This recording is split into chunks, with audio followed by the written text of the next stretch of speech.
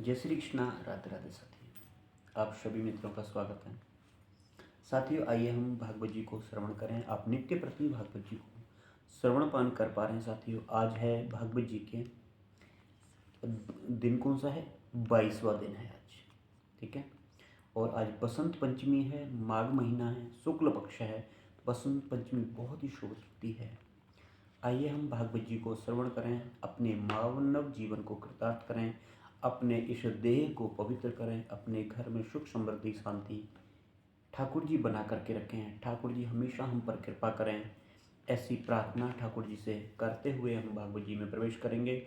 ओम कृष्णाय वासुदेवाय हरे परमात्मने प्रणतः क्लेशनाशाय गोविंदाय नमो नमः।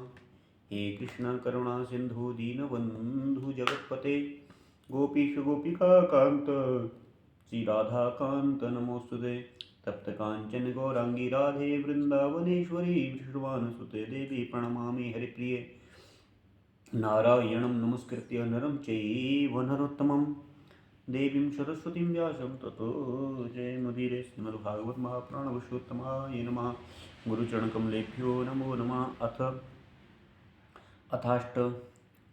अष्टादशोध्याय 18वां अध्याय राजा परीक्षित को श्रृंगी ऋषि का श्राप। प्रथम स्कंद के 18वें अध्याय को आप श्रवण करें। आइए पहले श्लोक को गुनगुनाते चलें। सूत उवाच यो वै द्रोण्यस्त्र विलोष्टो न मातुरुदरे मृतः अनुगृहाद् भगवतः कृष्णस्याद्भुतकर्मणः। आइए दोबारा से रिपीट करते हैं, इसी को दोबारा से श्रवण करें। यो वै द्रोण्यस्त्रविलोष्टो न मातुरोदरे मृतः अनुग्रहाद् भगवतः कृष्णस्याद्भुतकर्मणः। सूत जी कहते हैं कि अद्भुत कर्म भगवान श्री कृष्ण की कृपा से राजा परीक्षित अपनी माता की कोख में अश्वत्थामा के ब्रह्मास्त्र से जल जाने पर भी मरे नहीं। क्यों? क्योंकि जिस समय ब्राह्मण के शाप से उन्हें डसने के लिए तक्षक आया, उस समय वे प्राणनाश के महान भय से भी भयभीत नहीं हुए। क्यों? क्योंकि उन्होंने अपना चित्त भगवान के चरणों में समर्पित कर रखा था। उन्होंने अपनी भक्ति, अपनी आसक्ति, संसार की आसक्ति सारी छोड़ दी थी और गंगा तट पर जाकर सुखदेव जी से उपदेश ग्रहण किया और इस प्रकार भगवान के स्वरूप को जान करके अपने शरीर को त्याग किया। जो लोग भगवान श्री कृष्ण की लीला कथा कहते रहते हैं, उस कथामृत का पान करते रहते हैं और इन दोनों ही साधनों के द्वारा उनके चरण कमलों का स्मरण करते रहते हैं, उन्हें अंतकाल में भी मोह नहीं होता। जब तक पृथ्वी पर अभिमन्यु नंदन महाराज परीक्षित सम्राट रहे, तब तक चारों ओर व्याप्त हो जाने पर भी कलयुग का कुछ भी प्रभाव नहीं था। वैसे तो जिस समय जिस लक्षण कृष्ण ने लक्ष्मी का परित्याग किया, उसी समय पृथ्वी में अधर्म का मूल कारण कलयुग आ गया था। भ्रमर के समान सारग्राही सम्राट परीक्षित कलयुग से कोई द्वेष नहीं रखते थे, क्योंकि इसमें यह एक बहुत बड़ा गुण है कि पुण्य कर्म तो संकल्प मात्र से ही फलीभूत हो जाते हैं, परंतु पाप कर्म का फल शरीर से करने पर भी मिलता है, संकल्प मात्र से नहीं। ये भेड़िए के समान बालकों के प्रति सूरवीर और धीरवीर पुरुषों के लिए बड़ा भीरू है। यह प्रमादी मनुष्यों को अपने बस में करने के लिए ही सदा सावधान रहता है। शौनकादि ऋषियों, आप लोगों को मैंने भगवान की कथा से युक्त तो राजा परीक्षित का पवित्र चरित्र सुनाया। अब आप लोगों ने यही पूछा था। भगवान श्री कृष्ण कीर्तन करने योग्य बहुत सी लीलाएं करते हैं, इसलिए उनके गुण और लीलाओं से संबंध रखने वाली जितनी भी कथाएं हैं, कल्याणकामी पुरुषों को उन सब का सेवन करना चाहिए। ऋषियों ने कहा कि सौम्य स्वभावसूत जी, आप युग युग जिए, क्योंकि मृत्यु के प्रभाव में पड़े हुए हम लोगों को आप भगवान कृष्ण की अमृतमयी उज्ज्वल कीर्ति का श्रवण कराते हैं। यज्ञ करते करते उसके धुएं से हम लोगों का शरीर धूमिल हो गया है, फिर भी इस कर्म का कोई विश्वास नहीं है। इधर आप तो वर्तमान में ही भगवान श्री कृष्ण की चंद्र के चरण कमलों का मादक और मधुर मधु पिलाकर हमें तृप्त कर रहे हैं। भगवत प्रेमी भक्तों के लव मात्र के सत्संग से स्वर्ग एवं मोक्ष की भी तुलना नहीं की जा सकती। फिर मनुष्यों के तुच्छ भोगों की तो बात ही क्या है। ऐसा कौन सा रस मर्मज्ञ होगा जो महापुरुषों के एकमात्र जीवन सर्वस्व श्री कृष्ण की लीला कथाओं से तृप्त हो जाए। समस्त प्राकृतिक गुणों से अतीत भगवान के अचिंत्य अनंत और कल्याणमय गुणगणों का पार तो ब्रह्मा शंकर आदि बड़े बड़े योगेश्वर भी नहीं पा सकते। विद्वान, आप भगवान को ही अपने जीवन का ध्रुव तारा मानते हैं, इसलिए आप सत्पुरुषों के एकमात्र आश्रय भगवान के उदार और विशुद्ध चरित्रों का हम श्रद्धालु श्रोताओं के लिए विस्तार से वर्णन कीजिए। भगवान के परम प्रेमी महाबुद्ध परीक्षित ने सुखदेव जी के उपदेश किए, जिस ज्ञान से मोक्ष स्वरूप भगवान के चरण कमलों को प्राप्त किया, आप कृपा करके उसी ज्ञान और परीक्षित के परम पवित्र उपाख्यान का वर्णन कीजिए, क्योंकि उनमें कोई बात छिपा कर नहीं कही गई होगी और भगवत प्रेमी की अद्भुत योग निष्ठा का निरूपण किया गया होगा। उसमें पद पद पर भगवान कृष्ण की लीलाओं का वर्णन हुआ होगा। भगवान के प्यारे भक्तों को वैसा प्रसंग सुनने में बड़ा ही रस मिलता है। सूत जी कहते कि अहो बिलोम जाति में उत्पन्न होने पर भी महात्माओं की सेवा करने के कारण से आज हमारा जन्म सफल हो गया, क्योंकि महापुरुषों के साथ बातचीत करने मात्र से ही नीच कुल में उत्पन्न होने की मनोव्यथा शीघ्र ही मिट जाती है।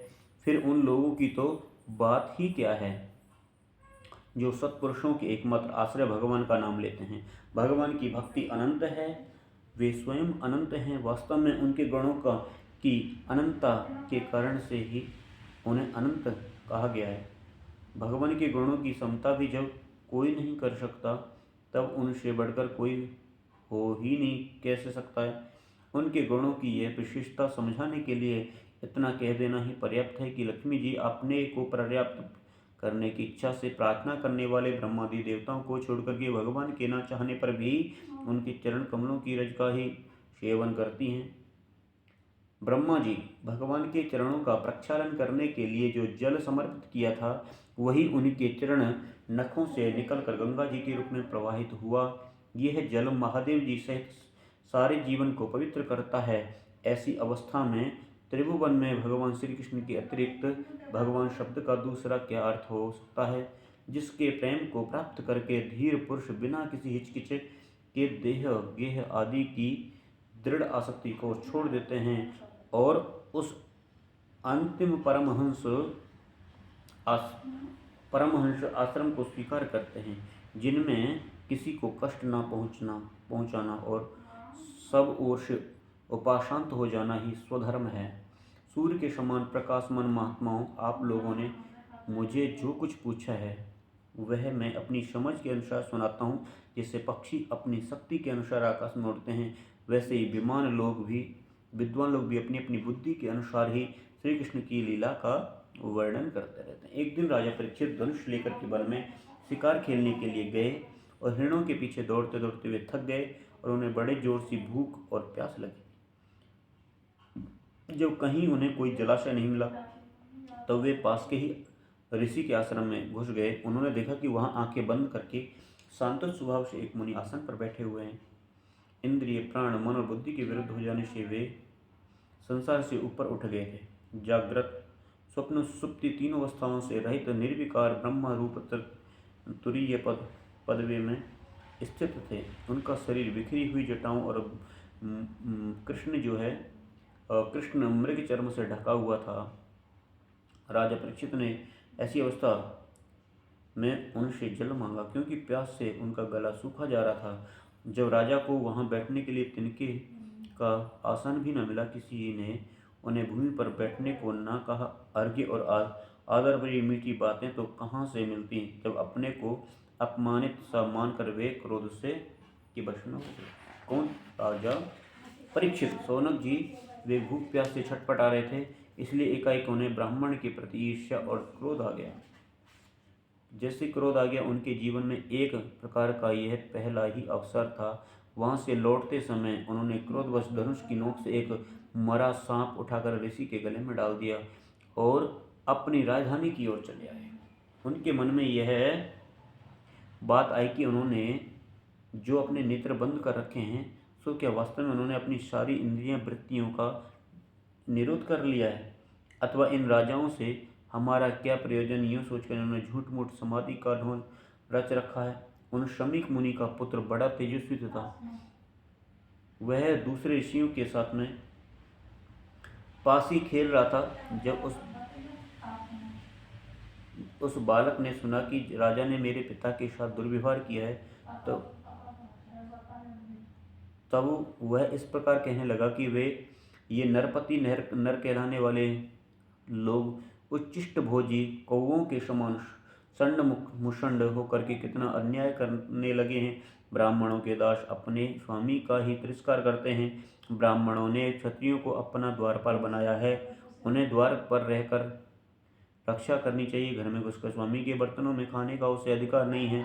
अतएव उन्मार्गामियों के शासक भगवान कृष्ण के परम धाम पधार जाने पर इन मर्यादा तोड़ने वालों को आज मैं दंड देता हूँ। मेरा तपोबल देखो। अपने साथी बालकों से इस प्रकार कह करके क्रोध से लाल लाल आंखों वाले उस ऋषि कुमार ने कौशिकी नदी के जल से आचमन करके उस ऋषिवाणी रूपी वज्र का प्रयोग किया और कुलांगार परीक्षित ने मेरे पिता का अपमान करने मर्यादा का उल्लंघन किया, इसलिए मेरी प्रेरणा से आज के 7वें दिन उसे तक्षक सर्प डस लेगा। इसके बाद वह बालक अपने आश्रम पर आया और अपने पिता के गले में सांप देकर के उसे बड़ा ही दुख हुआ और वह ठाठ मारकर रोने लगा। विप्रवर शौनक जी समीक मुनि ने अपने पुत्र का रोना चिल्लाना सुनकर धीरे से अपनी आंखें खोली और देखा कि उनके गले में एक मरा सांप पड़ा है। उसे फेंक कर उन्होंने अपने पुत्र से पूछा, बेटा तुम क्यों रो रहे हो, किसने तुम्हारा अपमान किया। उसके इस प्रकार पूछने पर बालक ने सारा हाल कह दिया।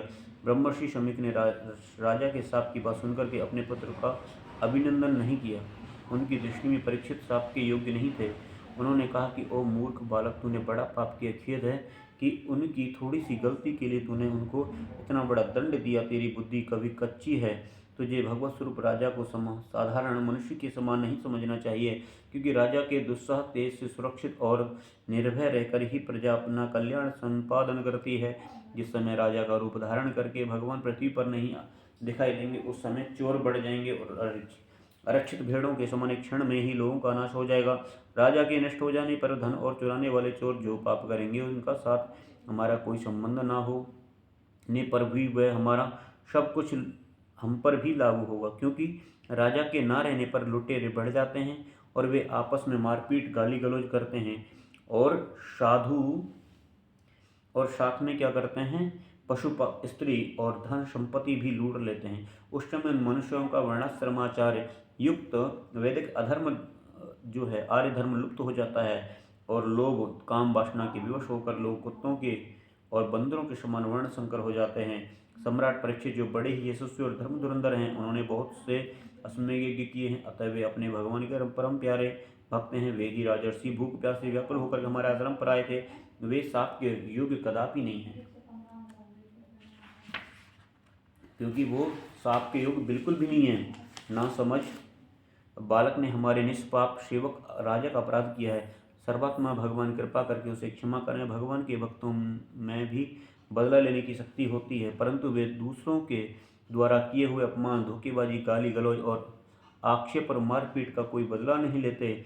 महामुनि समीक को पुत्र के अपराध का बड़ा ही पश्चाताप हुआ। राजा परीक्षित ने जो उनका अपमान किया, उन पर तो उन्होंने ध्यान भी नहीं दिया। महात्माओं का स्वभाव होता है कि जगत में जब दूसरे लोग उन्हें सुख दुखादि द्वंद्वों में डाल देते हैं, तब भी वे प्राय हर्षित ना कि व्यथित नहीं होते, क्योंकि आत्मा का स्वरूप तो गुणों से ही सर्वथा ही परे है। ऐसा इसमें राजा परीक्षित के बारे में। और शमीक मुनि के आश्रम में जब गए हैं तो शमीक मुनि ने अपने पुत्र से कहा है कि बेटा कभी भी राजा का ऐसे अपमान नहीं करना चाहिए, क्योंकि राजा परीक्षित बहुत ही सरल सज्जन हैं। इति श्रीमद्भागवते महापुराणे पारमहंस्यां सीतायां प्रथम स्कंदे विप्रशापवादयोगो पोपलंभनम नामाष्टदशोध्याय। कृष्णाय वासुदेवाय हरे परमात्मा ने प्रणतक लिशनाशाय गोविंदाय नमो नमः। श्री कृष्ण गोविंद हरे मुरारी हे नाथ नारायण वासुदेवा। हरे कृष्ण कृष्ण कृष्ण हरे हरे, हरे राम राम राम हरे हरे। प्रेम से बोलिए हरे कृष्ण कृष्ण कृष्ण हरे हरे, हरे राम राम राम हरे हरे।